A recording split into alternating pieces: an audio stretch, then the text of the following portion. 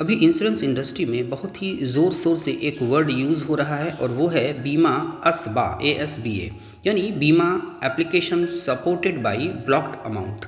ये एक new UPI based premium blocking system है जिसके अंतर्गत कुछ अमाउंट जो भी प्रीमियम के लिए रिक्वायर्ड होती हैं वो बैंक अकाउंट में ब्लॉक हो जाती है, और जब प्रीमियम इशुएंस के सारे चीज़ें कंप्लीट हो जाती हैं, जैसे वेरिफिकेशन वगैरह हो गए, यानी कि जितने भी अंडरराइटिंग रूल्स हैं वो सब कंप्लीट हो जाती हैं, उसके बाद वो अमाउंट डिडक्ट हो जाती है।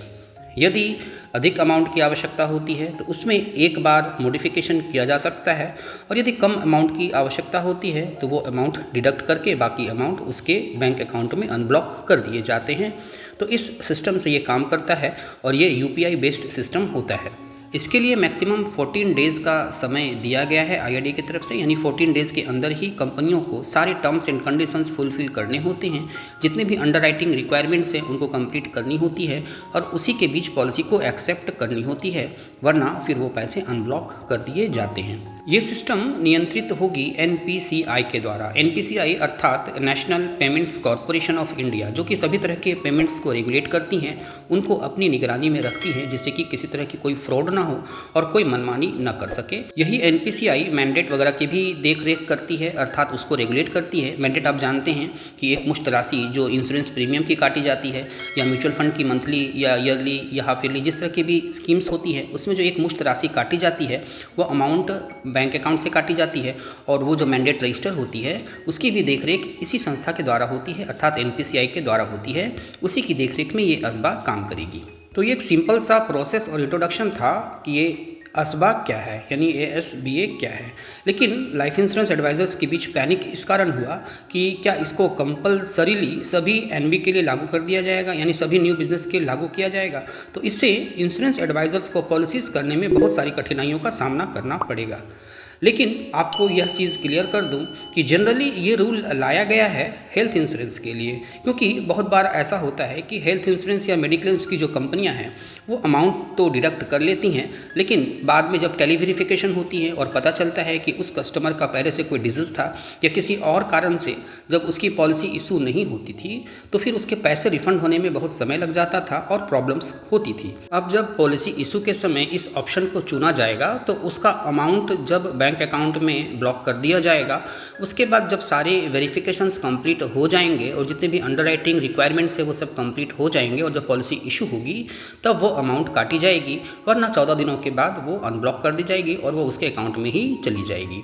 तो इस प्रकार से इस हेल्थ इंश्योरेंस में जो प्रीमियम रिफंड की असुविधा थी और जो कस्टमर को जिस तरह से असुविधाओं का सामना करना पड़ता था, जो प्रॉब्लम्स फेस करने पड़ते थे, इसी कारण से ये असबा रूल लाया गया है, और ये सभी इंश्योरेंस पॉलिसीज़ के लिए होगी, चाहे वो लाइफ हो, हेल्थ हो या दूसरी पॉलिसीज़ हों, उन सब के लिए ये लागू किया जाएगा। लेकिन यहाँ आपको एक चीज़ ध्यान रखना है कि ये कंपलसरी नहीं होगा कि सभी के लिए ये लागू किया जाएगा।